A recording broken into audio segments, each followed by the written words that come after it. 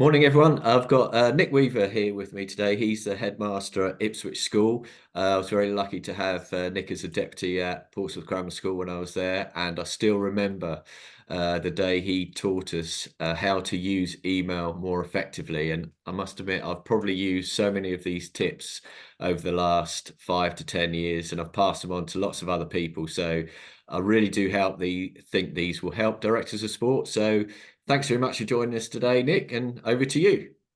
Well, thank you, Chris. It's great to be here. And this is a topic, communication generally, that I'm passionate about. And I've got some slides here. I've updated a bit since we were at Portsmouth.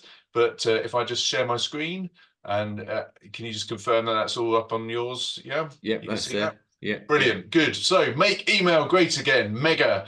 How are we going to do this? And I know that from your conference, you had your director of sport saying that we are drowning in emails. And so making email great again. Well, was it ever great? That's the question. Look, here's an article there that is a broken business tool. And you can see the article is more than 16 years old. There's another one here, more than 15 years old, about the email compulsion, in which it was reminded that if you want to train the best habits in pigeons, rats, or people, you do it like slot machines. You give them what's called a variable interval reinforcement schedule. That's the psychologist term. Basically, you give a reward, but not every single time that someone performs an action. So you reward it sometimes, but not in a predictable way. That's what slot machines do. That's what email does. So when I check my email, sometimes there's nothing interesting, but every so often there's a really juicy bit of gossip or an invitation or something like that, and that trains habit. So we are addicted to this. But another researcher at Loughborough found that it takes an average of 64 seconds to recover your train of thought after you've been interrupted.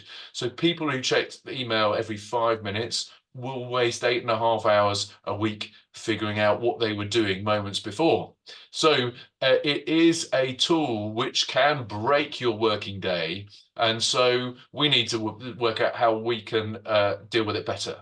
And the very first thing, some really simple tips. The first thing is turn off email notifications. Do not be interrupted by an email. If an email arrives, it shouldn't notify you. You shouldn't know. You should just be carrying on. And that's turn things off on your phone. Particularly, nobody should have an email notification or arriving on their phone. I think we all need to have one thing which notifies us on our phone, and everyone should know about that, or two things. So for me, if somebody wants to contact me, that would ring my phone, or if somebody wants to message me, that will those things will interrupt me. Nothing else comes in on a notification, because actually I want to choose when I do my work. And so that's the first thing. Turn off the notifications. The second thing is then schedule how you deal with your email. So you can probably check on your screen time or on app counters or whatever, how much time you spend on your email. So what do I mean? How much of your day is email worth? That's quite a question. And, directors of sport are people who look in the most minute detail at how we're going to manage, little facets of a game and what we're going to do. Well, the same sort of detail and attention to detail, you can manage your working life. But how much of your day is email worth? And then when you've decided that, when are you going to spend these minutes? Are you going to do it 3 times a day? I'm going to do it perhaps. I'm going to do it at 9 o'clock. I'm going to spend 40 minutes on email, clear most of my emails, and then I'm going to have a top up at midday, and then I'll probably have another one at 5 o'clock. I'm going to have 20 minutes there. That's going to be my 80 minutes for the day. Okay, so you make that decision, but choose when you're going to do your email. So that's the first thing. Be intentional about how you use your email and not reactive. The second important thing is when you deal with your email, your goal should be to get to inbox zero. You should deal with everything in the inbox so it is dealt with. Your inbox is the bucket for collecting new information that you haven't dealt with.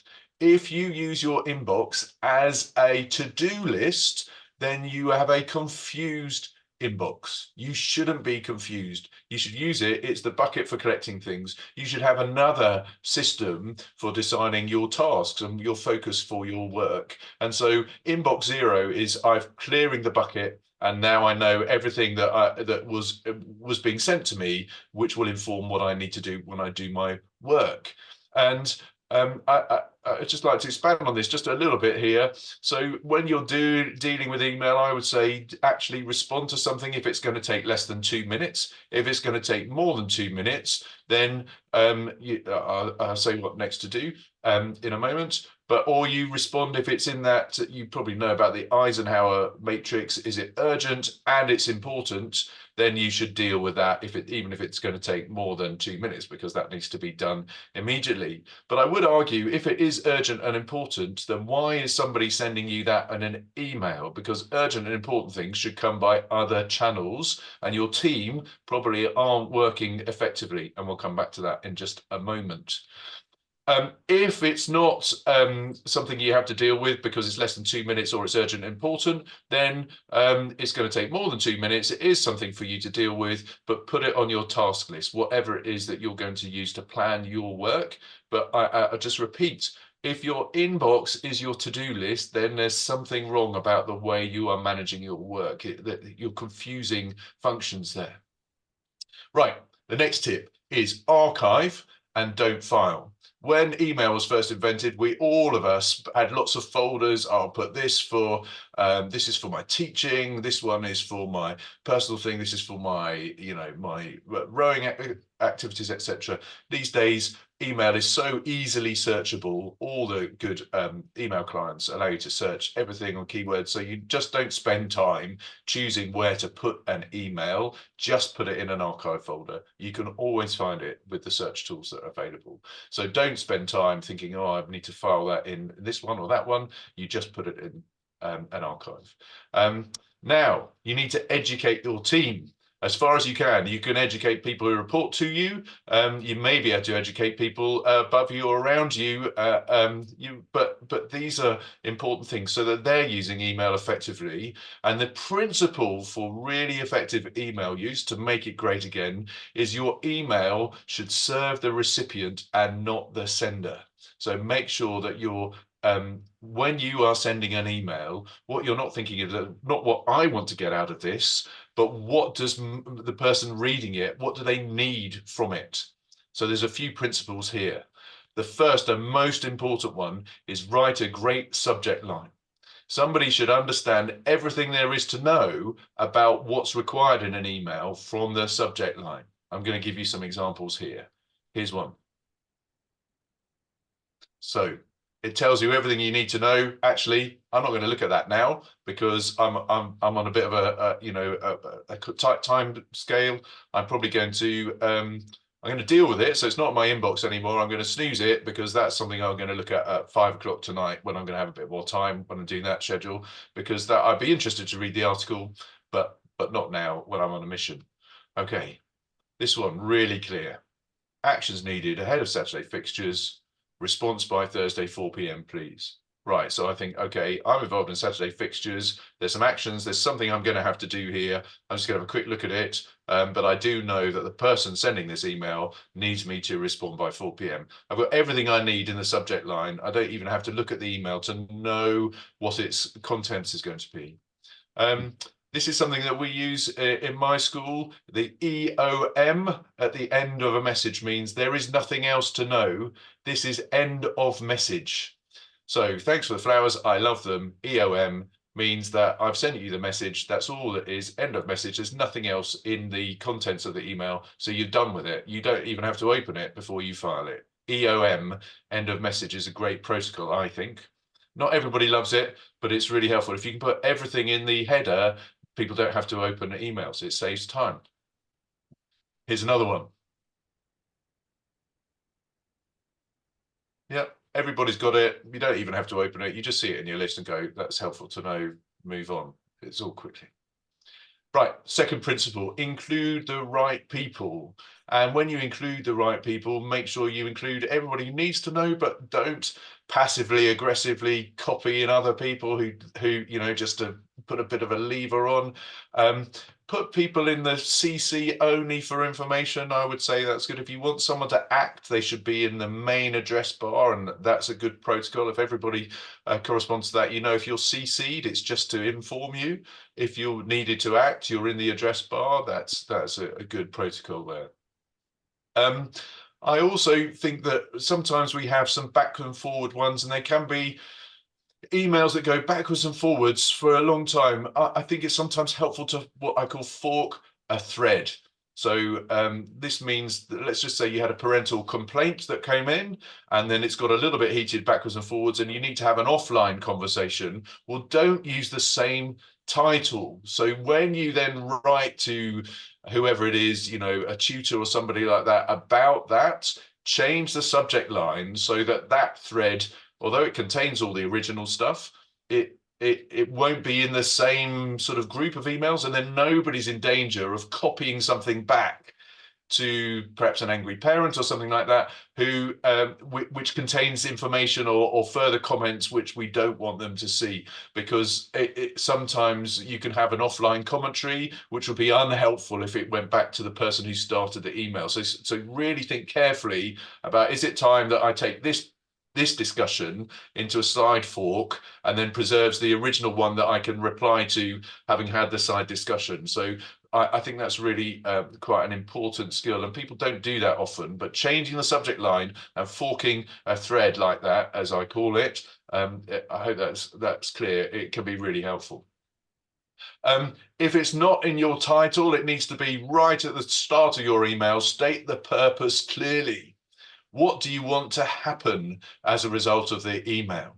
It needs to be really clear. It may be slightly too geeky to do this, but I have seen people who put this in their emails as a standard. That you fill out, this is what I want to happen. It's for your information. I want your response, or it's up to you whether you respond. I want it immediately, soon, whatever. I've had a transformational effect in talking this through with one of our staff at Ipswich who used to get so frustrated that people didn't respond in the time frame. But this person never put the time frame in, and now always says, please respond by 2 p.m. because I'm going to work on it this afternoon. And it transformed that person's working life. So really clear at the beginning, this email is to do this, and what I want from you is this, and when I want it is by this. That makes a big difference. If you get everybody in the organization doing those things, that can really help. Avoid attachments. Just minimize the number of clicks anybody has to do with anything. Of course, one difference about this is when email threads get too long, they can be unwieldy, and probably you're using the wrong tool. We should use a collaborative document. And then number 5, email, remail, talk. So there's a wonderful cartoon which I haven't put on this because it'll be a bit intricate for this video, but it's web comic. And it basically shows 2 people at different computers getting really angry with each other, and all sorts of expletives being passed backwards and forwards. And then this angel picks one up, flies him across the mountains, and deposits him in front of the other person, and then flies him back, and then they have a civilized discussion, because sometimes things happen in emails which get out of hand. So once it's been there and back, if it's anything controversial, that's the time to get off email and start speaking in person if possible. So that's a really good rule, I think. Email, remail, talk, because very few particularly argumentative threads are improved by iterations beyond the second or third email. Schedule send. I think this can be your friend. It's built into most clients. You can send something straight away, or you can send it later. So we use this so that we don't send emails in the evenings. So we have a curfew at 7 o'clock at night, and you can't have an email then until 6 o'clock in the morning unless there's an agreement why that's going to happen. So I do a lot of work in the evenings. My work schedule is that I often want to catch up on my emails in the evening, but I will schedule send things so they don't go until the morning. And then in the morning, 6 o'clock in the morning, it might be 10 or 11 emails come from my account out to other people. But what I haven't done is bother them on their evening. But also sometimes if you respond immediately, you're feeding the beast.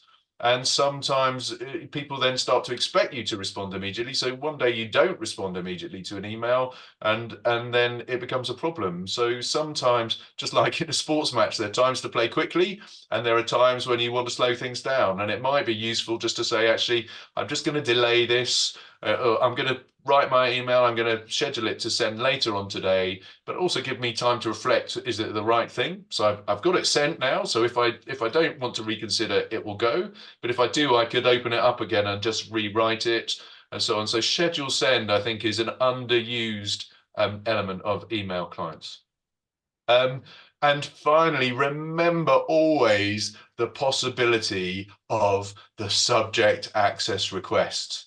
These days, data subjects have the rights to see all of the information held by them by an organization. So when you write an email about somebody, they might read that email. They also might read an email which says, oh gosh, this has been a really stressful interaction. I can't wait for a gin and tonic tonight, or those sorts of things. And I have seen subject access requests where that sort of information has had to be sent out, and it hasn't shown people professionally in the greatest light always. So just remember that when you are writing an email, it may be viewed by someone on a subject access request. So always take that into account in your written communication, because quite rightly, data subjects have the opportunity to have access to anything that you have written. So there we are. That was a whistle-stop tour. I hope that has given everybody some ideas and how we might make email great again. I'm really passionate about getting communication tools right, whether it's email, whether it's presentations. If anybody would like to know more, that's my own email address. If you'd like to email me, because you'd like me to come and do some training for you or your organization, then I'd be only too delighted to do so. Okay. Thank you, Nick. That was brilliant. And I can wholeheartedly say that I'm writing these down. And I've done so many of them. I haven't had email on my phone since 2017. And the inbox era, I remember you told me this, so I used to try and get it done termly, but managed to get it done weekly in the end.